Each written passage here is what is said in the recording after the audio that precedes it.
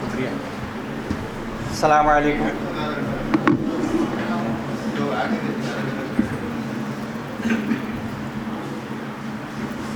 Eta کے تمام ذمہ داران،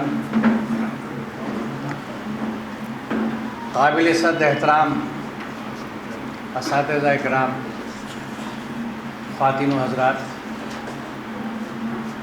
اللہ کا بڑا شکر ہے کہ اس نے یہ مجھے موقع مرحمت فرمایا میرے ان ساتھیوں کے توسط سے جنہوں نے مجھ کو یہاں دعوت دی آپ کے بیچ میں آنے کی. میں سائنس کا طالب علم ہوں اور قرآن کا طالب علم ہوں، اور اپنی جڑوں سے اور اپنے سماج سے جڑا ہوا. اس کی وجہ یہ ہے کہ گراس روٹ کا آدمی ہوں، جڑوں سے جڑا ہوا ہوں، ایک اوسط سے بھی کم تر گھرانے سے اٹھا ہوں، اس لیے زمینی صورتحالوں کو واقف ہوں اور آجیوں نے یاد رکھتا ہوں.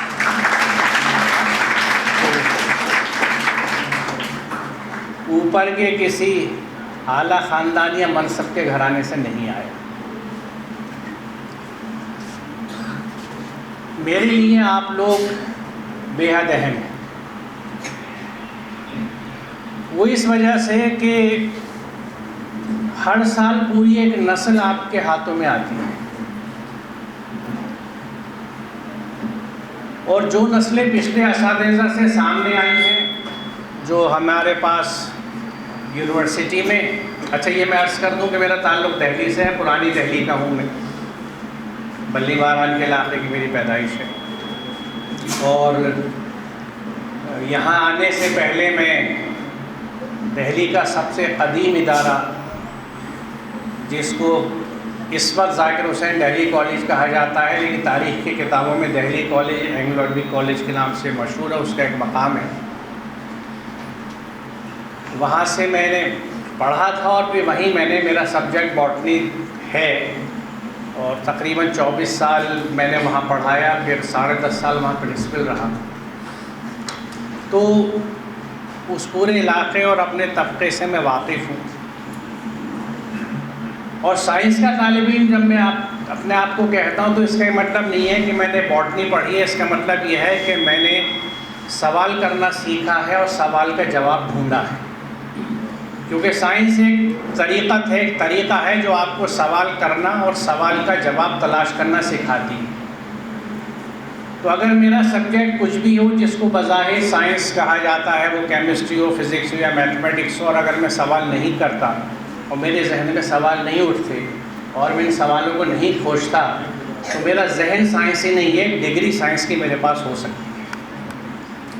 تو اس سوال کرنے والے ذہن نے مجھ کو جس انداز سے قرآن سے متعارف کیا، اس میں سب سے پہلے سوالات میرے قرآن فہمی سے، قرآن پہ اسلام سے، یا جو مروجہ سسٹم ہے ہمارے اس کے لیے اٹھے. اس سے میں جس نتیجے پہ پہنچا ہوں، سب سے پہلے میں وہ اختصار سے بتا دوں، کیونکہ ہم سب ٹیچر ہونے سے پہلے ایک انسان ہیں، ایک سماج کا فرد ہیں، ماں باپ ہیں، بہن بھائی ہیں، بیٹا بیٹی ہیں. ہم سب دیکھتے ہیں کہ چاروں طرف کیا ہو رہا ہے. بہت کچھ ایسا ہو رہا ہے جو نہیں ہونا چاہیے، ہمیں پسند نہیں ہے.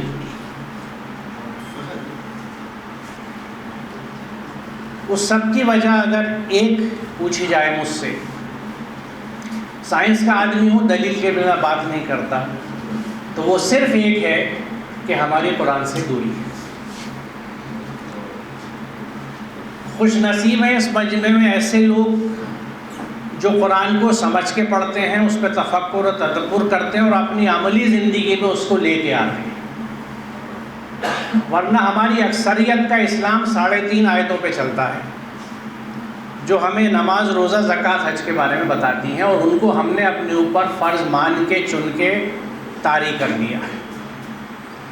یہ میں پہلے وضاحت کر دوں کہ اس سے میرا یہ مطلب نہیں ہے کہ یہ فرائض نہیں ہے یا ان کی اہمیت کم ہے یا ان کا اتباع واجب نہیں ہے. میرا صرف سوال یہ ہے کہ بقیہ آیات کا کیا ہوا. باقیہ احکامات کہاں چلے گئے؟ کس نے یہ سند دے دی کہ صرف عنایات کے علاوہ قرآن میں اور کچھ نہیں ہے؟ ہماری اصل وجہ اور خرابی وہاں سے، کیونکہ اگر ہم سب قرآن کو سمجھ کے اس پہ عمل کرتے ہوتے تو آج اس موضوع سے کسی اجلاس کی ضرورت ہی نہیں تھی، کیونکہ ہمیں اپنی ذمہ داریوں کا احساس ہوتا، بطور استاد ہی نہیں، بطور شوہر، بطور باپ، بطور بھائی، بطور بیٹا، بطور پڑوسی، بطور شہری، ہر ذمہ داری کا احساس ہوتا اور اس کا ہم حق ادا کر رہے ہوتے، جو بلا شبہ ہم نہیں کر رہے۔ اس کی ایک چھوٹی سی مثال میں آپ کے سامنے یہ پیش کروں کہ ہم بہت شد و مد سے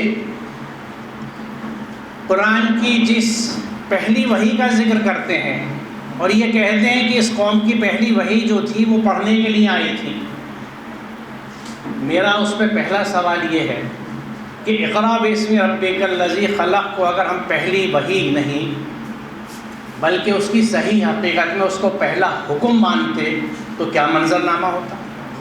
اقرأ کائے کا صیغہ ہے، یہ تو حکم ہے، اور کہاں ہے یہ حکم؟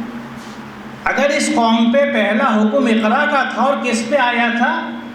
نبی امی پہ۔ پہلا حکم توحید کا نہیں ہے، نماز کا نہیں ہے، روزے کا نہیں ہے، زکوٰۃ کا نہیں ہے، حج کا نہیں ہے، نئی لسٹ پہ جو چیز شامل ہوئی عمرہ اس کا نہیں ہے، پڑھنے کا۔ تو ہمارے ہاں تو بھاگ دوڑ جو مسجد بنانے کی ہوتی ہے، مدرسے بنانے کی ہوتی ہے، اسکول کی ہوتی، یا مسجد نبوی کے پیٹرن پہ وہ مساجد بنتی جہاں تعلیم کے بھی سلسلے ہوتے، ایک ایکسکلوسیو استعمال نہ ہوتا اس کا، جس کے لیے آج مساجد ہیں۔ ہماری پرائم لینڈ پہ پرائم پراپرٹیز سب سے زیادہ انڈر یوٹیلائزڈ، بڑی بڑی عمارتیں شاندار جن کو اب سجائے بھی خوب جاتا ہے، ایئر کنڈیشنر بھی رکھتے ہیں، گدے بھی پڑتے ہیں، 24 گھنٹے میں استعمال کتنے گھنٹے ہیں، اور پڑوس کے بچے، جھوپڑیوں کے بچے، ایک کمرے میں رہنے والے خاندانوں کے بچے مارے پھرتے ہیں کہ کہیں پہ پڑھ سکیں بیٹھ کے، کوئی سکون کی جگہ مل جائے جہاں پڑھا جا سکے۔ اقرأ تو پہلا حکم تھا، تو پڑھنا کیوں نہ عبادت میں آیا؟ تو یہ وہ سوالات ہیں جن کے تحت کچھ باتیں میں آپ کے سامنے پیش کروں گا، اور میں نے اپنی جو پہلی پریزنٹیشن رکھی ہے، پلیز پاور پوائنٹ لے آئیے۔ ان فوٹوؤں کو دیکھ کے مجھے ایک بات یاد آئی، جو ابھی پچھلے دنوں سر سید کا 200 سالہ جشن علی گڑھ میں منایا گیا تھا، تو وائس چانسلر صاحب نے مجھے اس رشتے سے بلایا کہ میں علی گڑھ کا طالب علم ہوں اور میں نے وہاں پڑھایا بھی ہے، تو کہنے لگا کہ آپ پہ دوہرا حق ہے۔ تو وہ ایک گیسٹ آف آنر کے طور پہ میں گیا، تو وہاں بھی جو میں نے بات عرض کری تھی وہ آپ سے بھی عرض کر دوں کہ ہمارے ہاں خرابی یہ ہے کہ ہم شخصیتوں کو سیلیبریٹ کرتے ہیں، ان کے مشن کو بھول جاتے ہیں۔ اس لیے مجھے تصویروں سے ذرا سا تکلیف ہوتی ہے کہ مجھے کو مت دیکھیے، میں کیا بات کہہ رہا ہوں یہ دیکھیے، اس کو لے کے چلیے آگے۔ ہم آج بھی شخصیتوں میں پھنسے ہوئے، اور یہ گلوبل فینومینا ہے، گلوبل۔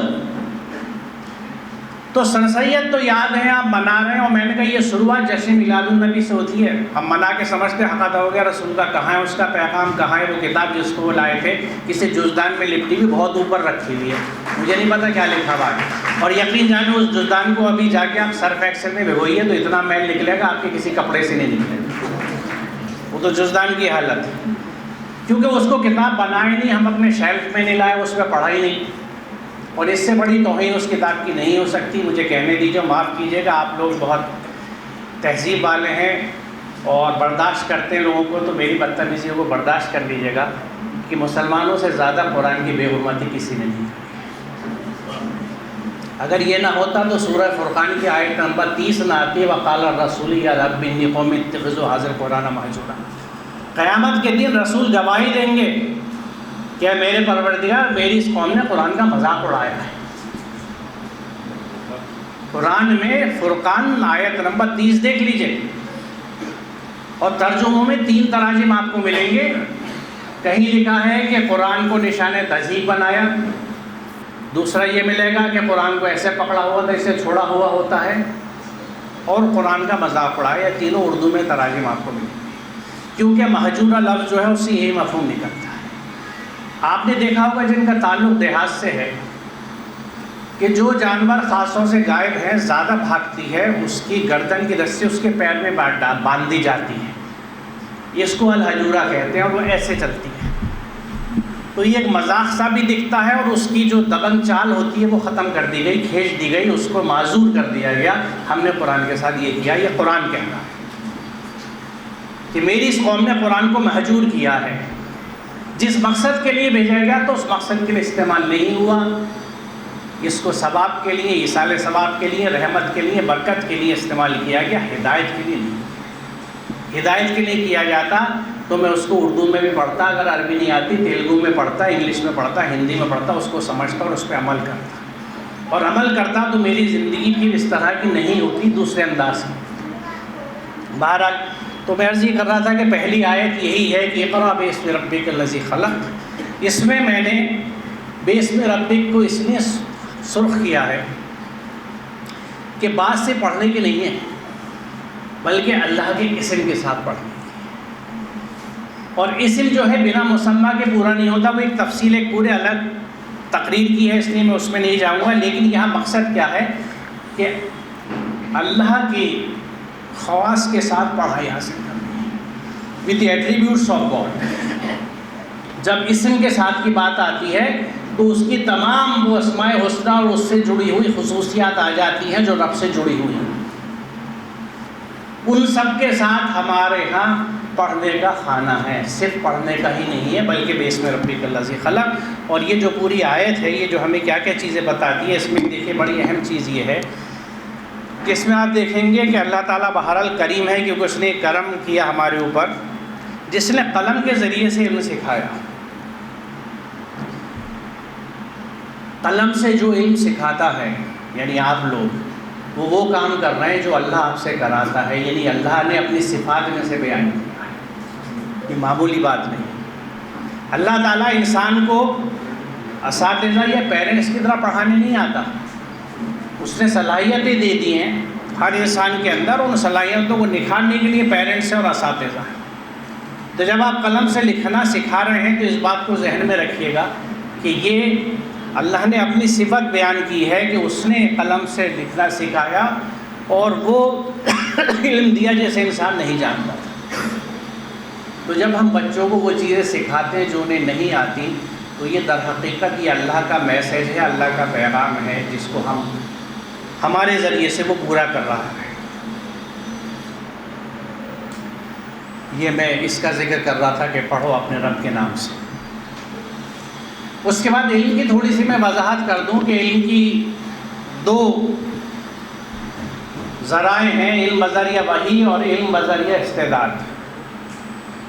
بذریعہ وحی تو نبیوں کا خاصہ تھا، لیکن استعداد ہر ایک کے اندر ہے، کیونکہ علامہ آدم الاسماء کلھا کی جو آیت ہے، اس میں میں نے مسمہ کے بارے میں ذکر کیا، میں پڑھ دیتا ہوں کہ اسماء اسم کی جمع ہے، جس کا مادہ سین میم واو ہے۔ اسم کے معنی ہے کسی چیز کی علامت جس سے اسے پہچانا جائے۔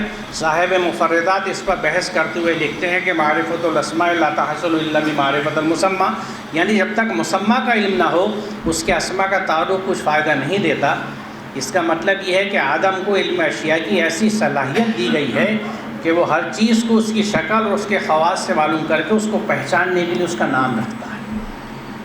تو اس کی پہچان، اس کی کریکٹرسٹکس، آئیڈینٹیفیکیشن جو ہیں، اس کے بعد اس کا نام رکھا جاتا ہے۔ پہلے ایک نئی طرح کے ریڈیشنز ڈسکور ہوئی اور اس کے بعد اس وقت ان کا کچھ نام نہیں آ رہا تھا تو ایکس نام رکھ کے ایکس ریس کر دیا گیا۔ ہر چیز کے نام رکھنے کا یہی سلسلہ ہے، اس لیے نام جو ہے وہ کریکٹرسٹک سے جڑا ہوا ہے اور ہمارے ذہن کے تصوروں میں وہ موجود ہوتا ہے۔ مثال کے طور پہ اگر میں آپ کے سامنے یہ نام لوں کار، تو ایک تصویر ذہن میں آتی ہے۔ اسی طرح ہر وہ چیز جس سے آپ شناسہ ہیں، اس کی شبیہ اور شکل آپ کے ذہن میں جو نام سنتی جڑ جاتی ہے، اس سے نام کے ساتھ وہ شکل، اس کے خواص۔ جب میں پنکھا کہتا ہوں آپ کو یاد آتا ہے پنکھا کیسا ہوتا ہے، کس کام آتا ہے، کس استعمال میں آتا ہے، کس برانڈ کا اچھا ہے، کہاں سے سستا ملتا ہے، پوری تفصیل آپ کو کمپیوٹر کھول دیتا۔ لیکن اگر میں یہاں کہوں کوارک، تو جس نے ایڈوانس فزکس نہیں پڑھی وہ نہیں جانتا کہ کوارک کیا ہے، اس لیے ذہن میرا بلینک ہے، مجھے کچھ نہیں پتہ یہ کیا ہے۔ تو یہ ہے انسان کا ذہن جس انداز سے وہ چیزوں کو ناموں سے پہچانتا ہے۔ اب اس آیت میں جو کلہ کا لفظ ہے، اس کی تھوڑی سی وضاحت یہاں پہ میں نے رکھی ہے، جس کو پڑھوں گا بھی اس پہ تھوڑی سی میں بات بھی کروں گا۔ اس آیت میں کلہ کا لفظ نہایت اہم اور غور طلب ہے۔ اسے ایک لفظ نے نسل انسانی کو علم کے اتھاہ سمندر سے آشنائی کی دعوت دی ہے، یعنی اللہ نے تو تمام اشیاء کا علم حاصل کرنے کی صلاحیت انسان میں رکھ دی، اب یہ اس کی صلاحیت، ماحول و تربیت اور اس کی اپنی کوشش پر ہے کہ وہ اس کا کتنا حصہ حاصل کر پاتا ہے۔ معرفت کے یہ مدارج وہ کیوں طے کرتا ہے، اس کی نہایت غور طلب شکل یوں سامنے آتی ہے کہ سورہ بقرہ کے مذکورۃ آیت میں اللہ تعالیٰ فرماتا ہے کہ اس نے آدم کو تمام اشیاء کائنات کا علم عطا کر دیا، اور نحل میں ارشاد والی تعالیٰ ہے کہ اللہ نے تم کو تمہاری ماؤں کے پیٹوں سے نکالا اس حالت میں کہ تم کچھ نہ جانتے تھے۔ لا تعلمون شیئا کا لفظ ہے، اس نے تمہیں کان دیے، آنکھیں دی اور سوچنے والی دل دیے، اس لیے کہ تم شکر گزار بنو۔ گویا انسان جب دنیا میں آیا تو اسے کسی شے کا علم نہ تھا، البتہ اللہ تعالیٰ نے اس کو کان، آنکھ اور سوچ سمجھ عطا کر دی تھی تاکہ ان اوزاروں کی مدد سے اللہ کی کائنات کا علم حاصل کرے۔ اگر وہ اس طرح اللہ کی کائنات کا علم حاصل کرے گا تو اللہ کی نعمتوں کا جو اس کو عطا کی گئی ہے عملاً شکر ادا ہوگا، کیونکہ اس طرح ان کا استعمال اللہ کی مرضی کے مطابق ہوگا۔ اس کا مطلب یہ ہے، گھروں میں جب بچے پیدا ہوتے ہیں تو اگر آپ نے دیکھا ہو غور سے تو وہ بچہ روتا ہوا ماں کی گود میں خاموش ہوتا ہے، کیونکہ ماں کے لمس کو پہچانتا ہے، کیونکہ ماں کے پیٹ سے پیدا ہوتا ہے، لمس کا پہچان ہے۔ پھر وہ آوازیں پہچانتا ہے، اس لیے گھر کے لوگوں کی گود میں آ کے چپ ہو جاتا ہے، دوسری گود میں جا کے روتا ہے۔ پھر وہ چیزوں کو پہچاننے کا اس کا سلسلہ شروع ہوتا ہے، گویا اس نے اپنی کان، آنکھ، ناک سے مشاہدے کر کر کے جو علم ہے چاروں طرف کی چیزوں کا، اشیاء کا استعمال کرنا شروع کیا، سمجھنا شروع کیا۔ وہ بچہ ہمارے آپ کے گھروں میں رہتا ہے تو اردو بولتا ہے، لیکن اس چھوٹے بچے کو اگر آپ جاپان لے جائیے تو جاپانی بولنے لگے گا، جرمنی لے جائیے جرمن زبان بولنے لگے گا۔ بہت سے ہمارے خاندان جو ہجرت کر کے دوسرے ممالک میں جاتے ہیں، ان کے بچے وہ سارے لوگ ہندوستانی اور اردو زبان بولنے والے حیدرآبادی ہیں، لیکن جب بچہ فرانس میں ان کا پیدا ہوا تو وہ بچہ فرینچ بولتا ہے، کیونکہ اس نے ماحول سے وہ چیز سیکھی۔ اس بچے کو آپ پڑھائی میں ڈالتے ہیں، پڑھنے لگتا ہے، حفظ میں بٹھاتے ہیں، حفظ کرنے لگتا ہے، موٹر میکینک کی دکان پہ بٹھا دیں تو موٹر جوڑنا سیکھ لیتا ہے، دوڑانے لگے ریس لگنے لگتا ہے، اور کثرت کے لیے بھیج دیں کسی اکھاڑے میں تو پہلوان بن جاتا ہے۔ یعنی اس کے اندر ہر چیز کی صلاحیت ہے، انحصار اس بات پہ کہ آپ اسے سکھا کیا رہے ہیں۔ آج کی زبان میں ہم یہ کہہ سکتے ہیں کہ ہر چیز کا علم، ہر چیز کی کیپیبلٹی، کیپیسٹی اللہ تعالیٰ نے انسان کے کروموزومز پر رکھی ہے، اس کے جینز میں ہے۔ ہی اور she is capable of doing ایوری تھنگ، لیکن اس کیپیبلٹی کو ڈیولپ کون کرتا ہے؟ صرف دو ستون ہیں، اور دونوں ہمارے سماج کے کمزور ہو چلے ہیں، والدین اور اساتذہ۔ یہ والدین کی تربیت ہے جو ماں کے پیٹ سے شروع ہوتی ہے۔ بہت کم لوگ اس بات کو جانتے ہیں کہ بچے کی تربیت ماں کے پیٹ سے شروع ہونی چاہیے، لیکن نہیں ہوتی، بلکہ اس طرف توجہ بھی کم دی جاتی ہے، اور الٹی تربیتیں ہوتی ہیں، ہوتی تو ہیں لیکن الٹی ہوتی ہیں۔ اور پھر وہ بچہ جب چھوٹا ہوا، یہاں پرائمری ایجوکیشن کی اہمیت کی بات تھی، یہ حقیقت ہے کہ 5 سال کی عمر تک بچے کی شخصیت تقریباً مکمل ہو جاتی ہے۔ اس وقت تک ہم اسے بچہ سمجھ کے گنتے نہیں ہیں، لیکن آج یہ بات طے شدہ ہے کہ 5ویں سال تک عمر کی بچے کی شخصیت پوری ہو جاتی ہے، اور اس میں جو آپ اسے سکھاتے ہیں وہ تو بہت تھوڑا حصہ ہے، وہ چاروں طرف آپ کو دیکھ کے سن کے جو کچھ سموتا ہے کہ اسپنج کی طرح چوستا رہتا ہے، وہ اس کی شخصیت سازی میں سک جاتا ہے۔ اور آج ہم میں سے ہر کوئی میں میرے، ہم جو کچھ ہیں، ہم مظہر ہیں ان تمام چیزوں کا جو بچپن سے ہمارے اندر اونڈیلی گئی ہیں۔ یہ جو پرسنالٹی ہے، یہ پروڈکٹ ہوتی ہے ان تمام چیزوں کا جو میں نے بچپن سے سموئی ہیں۔ ہم بچپن سے جو چیزیں سموتے ہیں اپنے اندر، وہی ہم آگے جا کے کرتے ہیں۔ بچپن سے بچے گھر میں جس طرح کے معاملات رشتوں کے دیکھتے ہیں، اسی طرح کے رشتوں کے پیکر میں وہ ڈھل جاتے ہیں۔ اس کی میں وضاحت کر دوں تھوڑی سی۔ دیکھیے مجھے وقت کا بھی اندازہ ہے، دوسرے مجھے معلوم ہے کہ آپ سب اساتذہ ہیں، بولنے کے عادی ہیں، سننے کے زیادہ عادی نہیں ہوں، تو میں تھوڑی سی جسارت کروں گا، آپ کی سماعتوں پہ بار ڈالوں گا، کیونکہ کچھ بنیادی چیزیں ہیں ہمارے سماج کی۔ دیکھیے بچپن سے آپ ذرا خود کس وقت سوچئے گا کہ ہمارے گھروں میں گفتگو کیا ہوتی ہے۔ عام طور سے گھروں میں گفتگو یا تو رشتہ داروں کی ہوتی ہے اور 99% رشتہ داروں کی برائیوں کی ہوتی ہے۔ ہم اپنے کسی رشتہ دار کو اپریشیٹ بہت کم کرتے ہیں، زیادہ تر برائیوں کے چرچے ہوتے ہیں، دل کے پھپولے پھوڑے جاتے ہیں۔ جب ابا آ جاتے ہیں تو اماں کی ہمت ہوتی ہے تو ابا کے ساتھ پھوڑ لیتی ہیں، جب ان کی بہن آتی ہیں ان کے ساتھ پھوڑ لیتی ہیں، سہیلیاں آتی ہیں، اگر آتی نہیں تو فون پہ پھوڑ لیتی ہیں، اور وہ بچے جو چاروں طرف خاموشی سے بیٹھے ہیں وہ ان سب چیزوں کو ایبزارب کر رہے ہیں۔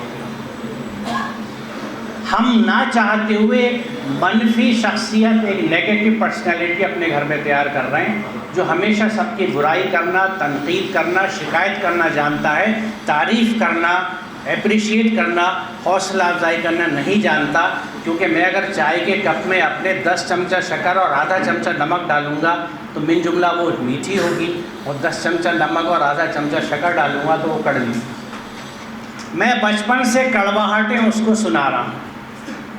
دوسری چیز کیا ہوتی ہے، وہ پیسوں کے خرچ کرنے کے پیٹرن کو سمجھتا ہے، کہ گھر میں جب بات ہوتی ہے کہ اب خالہ کی بیٹی کی شادی آ رہی ہے، اب گھر میں وہی سنتا ہے کہ اماں یہ کہہ رہی ہیں کہ میں نے ان کی بڑی بیٹی کی شادی میں یہ جوڑا پہنا تھا، اس کو میں ریپیٹ نہیں کروں گی، اپنی شادی کا بھی نہیں پہنوں گی، مجھ کو نیا خریدنا ہے اور فلاں مال سے خریدنا ہے، مجھے وہاں جا کے خریدنا ہے۔ اب اس کی وجہ سے اگر گھر میں پیسوں میں کھینچ آ رہی ہے تو بھی بچہ محسوس کر رہا ہے۔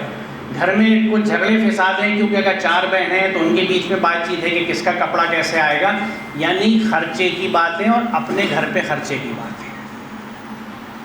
دوسرا منظر نامہ ہے، ایک باپ گھر میں آتا ہے اور اپنی بیوی کو یا اپنی ماں کو تنخواہ دیتا ہے۔ یہاں پہ بھی ایک سوال یہ کھڑا ہوتا ہے کہ مجھے نہیں پتہ کتنے گھرانے ایسے ہیں جس میں مرد جو ہیں وہ عورتوں کے ہاتھ میں لا کے پیسے دیتے ہیں۔ اب یہاں بھی مسئلہ اٹھائے گا کہ اگر والدہ ساتھ رہتی ہیں تو اماں کو پیسے دیں گے کہ بیوی کو پیسے دیں گے، وہاں پہ بھی جھگڑے پیدا ہوں گے۔ خیر جو بھی مینیجر ہے، اگر انہوں نے، کیونکہ اگر یہ نہیں ہوتا تو پھر ایک پہلی چیز بچہ ہی دیکھیے، بچہ گھر میں ایک بات اگر یہ دیکھتا ہے کہ میرے ابا، میرے بڑے بھائی میری ماں کا، میری بہنوں کی عزت نہیں کرتے، تو وہ لڑکا کبھی بھی اپنی بیوی کی عزت نہیں کر سکتا۔ اس نے عورت کی عزت اگر گھر میں نہیں دیکھی، جو ہمارے اکثر گھروں میں ہوتا ہے کہ عورت کو بطور کہنے والوں کے سر نہیں چڑھایا جاتا کیونکہ تنگ کرے گی، لہٰذا اس کو پیروں کی جوتی نہیں تو تھوڑا سا نیچے دبا کے رکھو تاکہ زیادہ کھلنے نہ پائے، اڑنے نہ پائے، ورنہ ہاتھ سے نکل جائے گی۔ اس طرح کی چیزیں جہالت کی، کم علمی کی، غیر اسلامی، غیر قرآنی ہمارے سماج میں ہیں، کیونکہ ہم قرآن سے جڑے ہوئے نہیں ہیں۔ تو بہرحال ابا نے آ کے پیسے دیے ابا کو یا بیوی کو، اور یہ کہا کہ بیوی اس مہینے خرچہ کم رکھنا، کیونکہ پڑوس میں جو خالہ رہتی ہیں ان کی بچی کی شادی ہے، وہاں پیسے دینے ہیں۔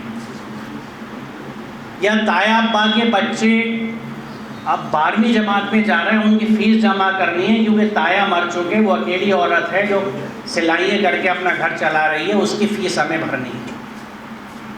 جس گھر میں اس طرح کے چرچے ہوتے ہیں وہاں اسلامی ذہن بن رہا ہے۔ نمازیں سکھا کے 8 سال میں روزے رکھوا کے فنکشن کر کے اسلامی ذہن نہیں بنتا، کیونکہ یہ وہ چیزیں ہیں جن کی بنیادوں سے کوئی واقف نہیں ہوتا، اور نہیں ہے واقف کیونکہ قرآن سے دور ہے۔ میں ابھی ایک سائڈ کے موضوع کے طور پہ ایک چیز آپ سے وضاحت کر دوں کہ بلا شبہ نماز کی بہت اہمیت ہے، ہم بچے کو سکھاتے ہیں۔ قرآن میں 2 طرح کی نمازوں کا ذکر ہے، ہم کون سی نماز سکھاتے ہیں؟ پہلی نماز سورہ معون میں ہے، جس میں جہنم کی گواہی ہے، فَوَيْلٌ لِّلْمُصَلِّينَ الَّذِينَ هُمْ عَنْ صَلَاتِهِمْ سَاهُونَ الَّذِينَ هُمْ يُرَاءُونَ وَيَمْنَعُونَ الْمَاعُونَ۔ پس ویل ہے، ویل جہنم کو بہت خطرناک علاقہ ہے، پس ویل ہے ان تمام مصلیوں کے لیے، مصلی مصلوں پہ بیٹھنے والوں کی بات ہو رہی ہے، جو اپنی نمازوں سے غافل ہیں، دکھاوا کرتے ہیں اور دینے والی چیزوں کو روک کے رکھتے ہیں۔ اب یہاں الذین یراؤن، دو مفہوم ہیں اس لفظ کے۔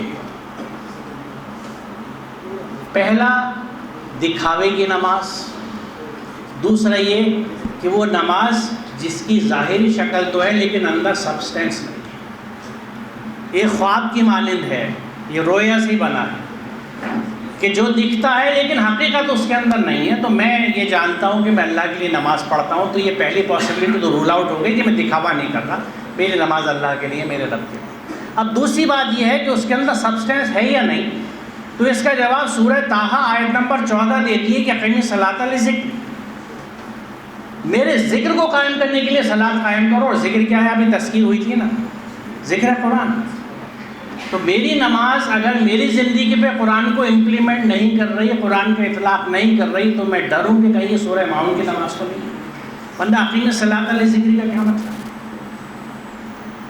اب جب قرآن ہی نہیں سمجھ کے پڑھتے، پتہ ہی نہیں لکھا کیا ہے، تو نماز میں کیا قرآن سمجھیں گے؟ اور قرآن کو اپنے اوپر طاری کرنے کے لیے، امپلیمنٹ کرنے کے لیے کہاں کوشش ہو؟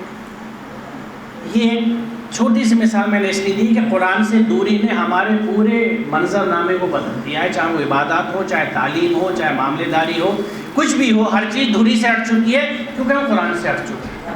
اسی لیے سارے حالات ہمارے اوپر پڑ رہے ہیں اور پڑھتے رہیں گے۔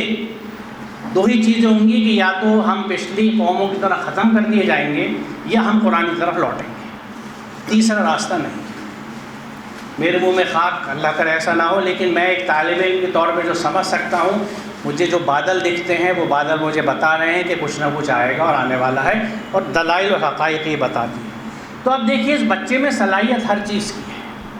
میں اسی موضوع پہ بات کروں گا کیونکہ یہ والدین اور ٹیچرز دونوں کی بات ہے۔ وہ بچہ گھر میں کیا تربیت پاتا ہے؟ جیسے میں نے ابھی ذکر کیا کہ اگر اس کی تربیت منفی ہے، جو ہمارے 99% گھروں میں ہوتی ہے۔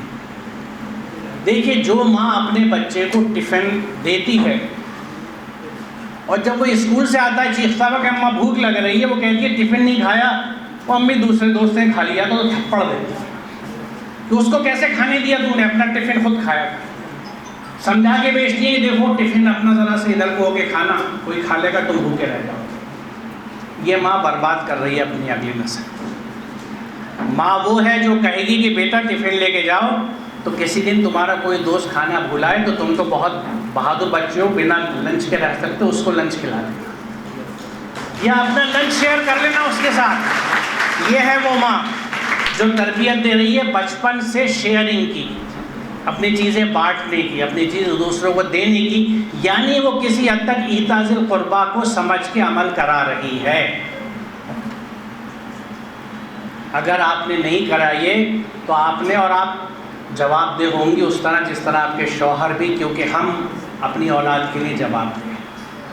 تو ان تربیتوں میں اب وہ بچہ اگر گھر والوں نے اس کو کسی مدرسے میں، مکتب میں، اسکول میں نہیں بھیجا اور نہیں پڑھایا اور اس کی تربیت نہیں ہوئی، وہ ایک صلاحیت تھی، ایک ٹیلنٹ تھا، ایک یونیک جین کمبینیشن تھا۔ دیکھیے ہم میں سے ہر کوئی منفرد ہے، جس طرح آپ کی فنگر پرنٹس یونیک ہیں، کسی دو شخص کے انگلیوں کے نشان نہیں ملتے، اسی طرح کوئی دو شخصیتیں ایک سی نہیں تھی۔ ہر ایک کے اندر اپنی صلاحیتیں چھپی ہوئی ہیں۔ کیا آپ سمجھتے ہیں صلاحیتیں آپ ہی لوگوں میں تھیں؟ جو باہر مزدور جھلی ڈھو رہے ہیں، وزن ڈھو رہے ہیں، محنت کر رہے ہیں، کیا ان میں صلاحیتیں نہیں تھیں؟ ہو سکتا ہے مجھ سے زیادہ ہوں، وہ مجھ سے اچھا وائس چانسلر بنتا، اسے موقع نہیں ملا، اپارچونیٹی نہیں ملی، کیونکہ اس گھر میں پیدا نہیں ہوا کہ اسے پڑھا دیا جاتا۔ وہ گھر ایسے سماج میں نہیں تھا جو یہ سوچتا کہ میرے بچے تو پڑھ رہے ہیں، یہ پڑوس کے بچے باہر مزدوریاں کر رہے ہیں، اگر میں ان کو کانوینٹ میں نہیں تو سرکاری اسکول میں داخل کر کے پڑھا دوں۔ کیا وہ سماج اپنا کردار ادا کر رہا تھا؟ کیسا پڑوس تھا وہ، کیسا محلہ تھا وہ، کیسی مسجد تھی جس کو گرد و پیش کا یہ پتہ نہیں تھا کہ میرے گلی کے محلے کے بچوں میں سے کتنے اسکول جا رہے ہیں، کون پڑھ رہا ہے، کس کو موقع مل رہا ہے، کس کو نہیں مل رہا۔ میرے پیسے آ رہے تھے، الحمدللہ بڑے بڑے مکان بن رہے تھے، ھذا من فضل ربی لکھا جا رہا تھا، میں ماروتی سے مرسیڈیز پہ آ گیا، ترقیاں ہو رہی تھیں، گاڑیاں بڑھ رہی تھیں، ڈرائنگ رومس میرے سج رہے تھے، میرے جوڑے بن رہے تھے، میرے پڑوس کے بچے، میرے گھر میں کام والی جو آتی ہے اس کے بچے در در مارے پھر رہے تھے. I just didn't care. اور پھر بھی میں کہتا ہوں میں مسلمان ہوں اور جنت کے بھروسے میں جیتا ہوں. نہیں، انہی چیزوں کا تو حساب ہے، یہی تو پکڑ کی چیزیں ہیں. اور یہ قرآن بتاتا ہے. میں تھوڑی سی چیزیں آپ کے سامنے رکھ دوں گا اور قرآن دیکھیں گے تو نہ گھوڑا دور نہ میدان. خود دیکھ لیجئے کیا لکھا ہوا ہے. قرآن میں کہیں نہیں لکھا ہوا کہ جس نے عمرہ نہیں کیا یا حج نہیں کیا اس نے دین کو جھٹلا دیا. یہ لکھا ہوا ہے کہ جس نے یتیموں کے ساتھ اچھا برتاؤ نہیں کیا اور مسکینوں کو کھانا کھلانے کے نظم قائم نہیں کیا، انہوں نے دین کو جھٹلا دیا. فویل للمصلین الذین ارأیت الذی یکذب بالدین فذلک الذی یدعو الیتیم ولا یحض علی طعام المسکین. کیا مطلب ہے اس کا؟ آج روہنگیا کیمپوں میں خالصہ والے جا کے خالصہ پنتھ والے کھانا کھلاتے ہیں. ہم میں سے کتنے لوگ گنی چنی اکا دکا جماعتیں گروپ ہیں، ہم سب کو تو بے چینی نہیں ہوتی نا کہ وہ لوگ کیا کھانا کھا رہے ہیں. اپنے پڑوس کو، اپنی گلی اور محلے کو ہم نہیں دیکھتے، بلکہ کبھی کبھی تو رشتہ دار خوش ہوتے ہیں. میری ایک بہن خوش ہوتی ہے جب ان کی جٹھانی کے گھر میں تنگی ہوتی ہے کہ اچھا مجھے بہت تنگ کرتی تھی اب اس کے آگے آ رہا ہے، اب پڑ رہے روٹیوں کے لالے، اب ان کا دل ٹھنڈا ہو رہا ہے، بڑی خوش ہے. مجھے تنگ کرتی تھی نا، اب روٹیوں کے لالے پڑ رہے ہیں، بھوکی پڑ رہی ہے، اب دیکھوں گا دماغ اس کے ٹھیک ہوں گے. یہ سوچ ہے اوسط. یہ مسلمان کی سوچ نہیں. یہ مسلمان کا دل نہیں ہو سکتا جو کسی کو پریشانی میں دیکھ کے خوش ہوئے. ہم میں بہت سے لوگ ہیں ایسے جو اس طرح کی حرکتیں کرتے ہیں. بہرحال تو یہ تربیت کا پہلو اصل چیز ہے جس میں والدین اور اساتذہ دونوں کا کردار ہے.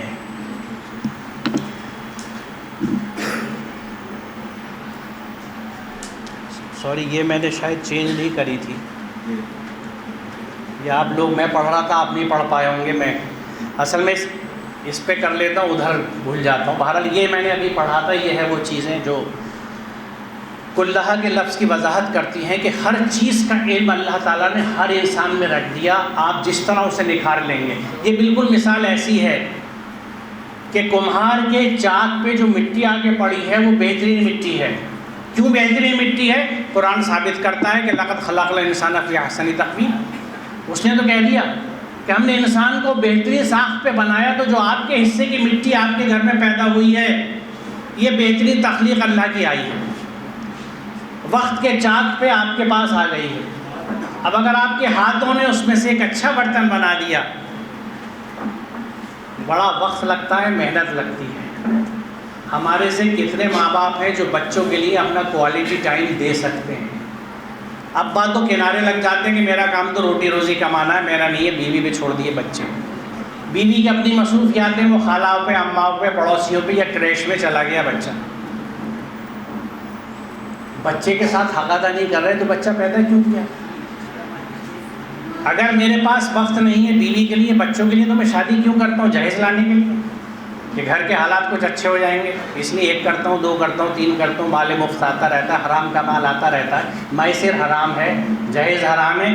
میرے کلپ کو آپ میں سے کچھ لوگوں نے دیکھا ہوگا. یہ حقیقت ہے کہ ہر مفت، کیونکہ جو مال بنا محنت کے حاصل ہو وہ میسر ہے، حرام ہے، منع ہے. تو یہ مفت ہو رہی ہے جو ہمارے نوجوان کرتے ہیں. بہرحال وہ ایک الگ پھر میں عرض کروں گا موضوع ہے، اس پہ وقت نہیں ہے ابھی، ورنہ تو پھر شام بہت ہو جائے گی. جی تو چاہتا ہے آپ سے بات کروں کیونکہ جو آپ سیکھیں گے آگے جائے گا، اگلی نسلوں تک جائے گا. لیکن سب کچھ سب کو نہیں بتایا جا سکتا. قرآن آپ کے پاس ہے، آپ کے گھر میں بھی ہے، اس کو سمجھیں گے، پڑھیں گے تو آپ بہت کچھ سیکھیں گے. مجھ سے زیادہ سیکھ لیں گے کیونکہ مجھ سے اچھے ہیں آپ، اور میرے سے زیادہ وقت آپ کے پاس ہے عمر کے اعتبار سے اگر میں دیکھوں. اب دیکھیے یہ آیت میں نے یوں چنی ہے کہ اس میں اللہ تعالیٰ یہ کہتا ہے کہ بلا شبہ رات اور دن کے یکے بعد دیگرے آنے میں، اور اللہ تعالیٰ نے جو کچھ آسمان اور زمین میں پیدا کیا ہے اس سب میں آیات ہیں ان لوگوں کے لیے جو اللہ کا تقوی اختیار کرتے ہیں. یعنی اس آیت میں اللہ تعالیٰ اپنی ہر تخلیق کو اپنی آیت کہہ رہا ہے. یہ نقطہ تھا جو میں آپ کے سامنے لانا چاہتا ہوں. یہاں پہ زمین آسمان کی ہر چیز کو، یعنی آپ میں سے ہر کوئی اللہ کی ایک آیت ہے. یہ درخت آیات ہیں، یہ جانور آیات ہیں، چونٹی بھی آیت ہے، مچھر بھی آیت ہے، ہاتھی بھی آیت ہے، درخت بھی آیت ہے، جھاڑ بھی آیت، ہر چیز آیت ہے. چاند ستارے بھی آیتیں. تو آیت لفظ ہے کیا؟ ذرا اس کو سمجھ لیں. آیت ظاہری علامت یا نشانی کو کہتے ہیں، چنانچہ راستے کے نشانات کو آیات کہتے ہیں، یعنی جو میل کے پتھر ہوتے ہیں، مائل سٹونز، ان کو بھی آیت کہا جاتا ہے۔ بیٹا موبائل تھوڑی دیر بعد یوز کر لینا، بات قرآن کی ہے، دھیان سے سن لو، میری بکواس مت سنو، کیا پتہ کیا چیز دل میں اتر جائے۔ دیکھو ٹیچر ہوں، برداشت نہیں کرتا ان چیزوں کو، معاف کریے گا مجھے، کیونکہ یہاں نا وقت آپ اس لیے خراب کر رہے ہیں، نہ میں کر رہا ہوں، پتہ نہیں کس کے دل کو لگ جائے بات، اس کی ایک کوشش کرتا ہوں میں، اسی لیے ایسے کسی پروگرام کو منع نہیں کرتا، چاہے میرے ساتھ کچھ بھی بیتتی ہو، میں آتا ہوں کہ مجھے اللہ کا جواب دینا ہے کہ اس نے جو مجھے سکھایا ہے میں آپ تک پہنچا سکوں۔ تو یہ جو کیونکہ مائل سٹون جو ہے، یہ آیت کیسے ہے کہ اگر مان لیجیے آپ کڑپا جا رہے ہیں تو راستے میں آپ نے دیکھا کڑپا 40 کلومیٹر، تو آپ کو کڑپا یاد آ گیا کہ اچھا 4 کلومیٹر دور میری منزل ہے جس طرف میں جا رہا ہوں۔ تو یہ مائل سٹون آپ کو، آپ کی توجہ کو ڈائیورٹ کر دیتا ہے، منعطف کر دیتا ہے اس منزل کی طرف۔ تو اللہ تعالیٰ آیات اس لیے کہتا ہے اپنی ہر چیز کو کہ اگر دیدہ بینا ہے تو ہر تخلیق میں خالق کا جلوہ نظر آئے۔ یہ حکمت ہے قرآن کی۔ اور اچھا اس کو پڑھ لے پورا۔ در حقیقت آیت ہر اس ظاہری چیز کو کہتے ہیں جو کسی چھپی ہوئی چیز کی نشاندہی کرے، اور جب کوئی شخص اس ظاہری چیز کو پہچان لے تو وہ جان لے کہ اس نے اس پوشیدہ چیز کو پہچان لیا اور اس کو سمجھ لیا۔ اور یہ جو اقتباس ہے یہ راغب، تاج اور محیط تینوں سے ہے۔ خدا کی ذات انسانی سمجھ کے دائرے میں نہیں آ سکتی، لہٰذا اس کے متعلق ان ظاہری علامات ہی سے اندازہ لگایا جا سکتا ہے جو کائنات میں بکھری پڑی ہیں، اس لیے کائنات اور اس کی تمام اشیاء آیات اللہ ہیں۔ دیکھیے یہ بات اس لیے آسان اور سمپل ہے کہ ہماری ہر صلاحیت محدود ہے، اور قرآن خود یہ کہتا ہے کہ ہمیں علم بہت تھوڑا دیا گیا۔